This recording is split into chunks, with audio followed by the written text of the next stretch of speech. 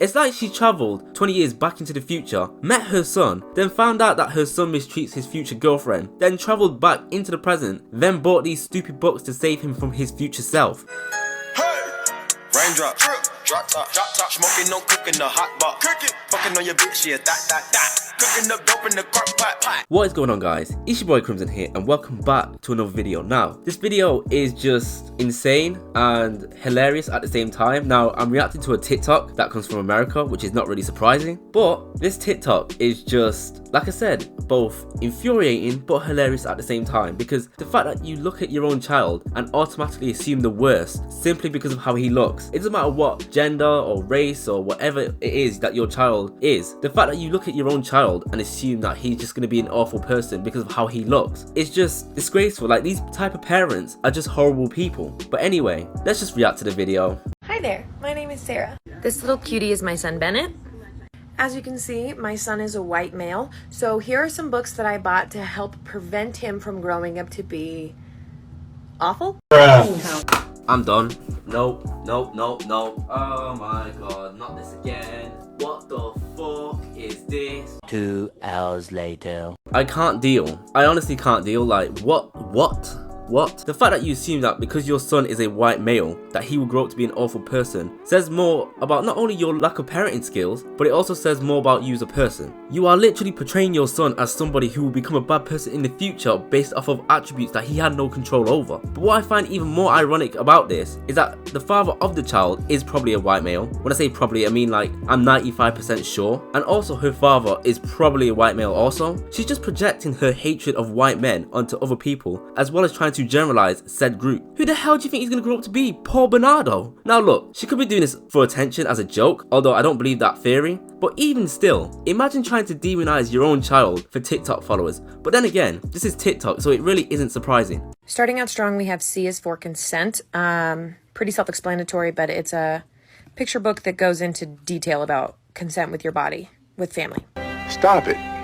Get some help. I'm actually speechless. Like, she actually needs to see a therapist. Why would you teach a baby what consent is as if he's actually going to understand or remember what you're talking about? Also, where it says consent with your body with family, are you trying to tell me it's wrong for your own son to hug you or your family? Like, say for example, he comes home from school one day and his family's waiting for him and he goes to hug a family member as a way of greeting them. How is that wrong? Like, that's not wrong for him to do. But most importantly though, who the hell makes a book about consent that is aimed at babies? Turns out the person who made the book, known as Eleanor Morrison, she's a person that would do that because she's the person that created that book. Why would you teach an infant what consent is? Like, it makes no sense. It just baffles your mind. Along that same note, we have Will Ladybug Hug. Teaches the same kind of concept in a more childish way about a ladybug who is hugging his friends. He even has one friend who doesn't like hugging.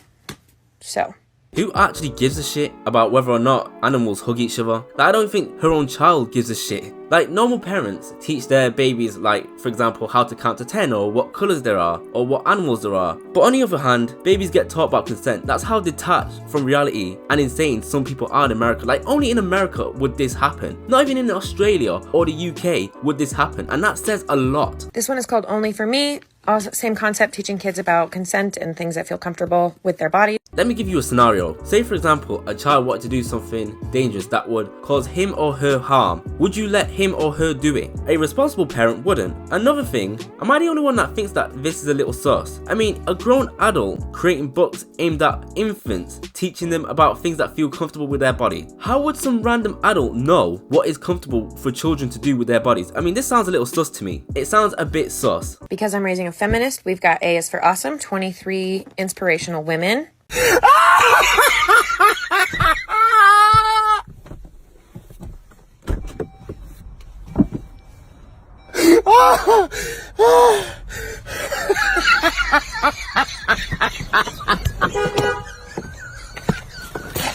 She's raising her child to be a male feminist. Okay, so in other words, she's raising her child to be a spineless, self-hating beta male. Her child will grow up to hate himself and think that he's a bad person because his own mother thinks that white males are bad people, and he is a white male. Now, hypothetically speaking, imagine when he becomes an adult and he looks back at this TikTok. That's if he looks back at this TikTok, which I highly doubt, but he looks back at this TikTok, he sees his mother say that because he's a white male that he needs to be taught about consent to stop him from being awful. I feel sorry for the child. Like, if I was this child, I would disown her as soon as I can, because the fact that she automatically thinks that I'm gonna be a horrible person simply because of how I look is disgraceful, and people are gonna try and defend this because he's a white man. But as someone who is black, I still think this is absolutely unacceptable. Like, you don't judge a group of people based off of attributes that they have no control over, because at the end of the day, people are different. No one grows up the same. Yeah, you have the same color, but people don't have the same personalities. People don't act in the same way.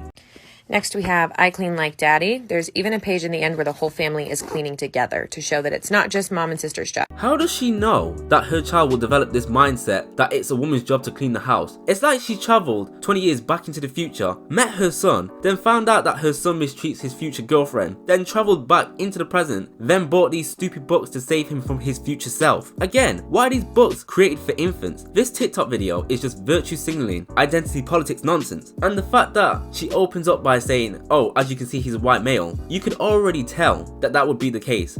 Finally, we have Except When They Don't, a book about boys and girls liking whatever they want, regardless of their gender.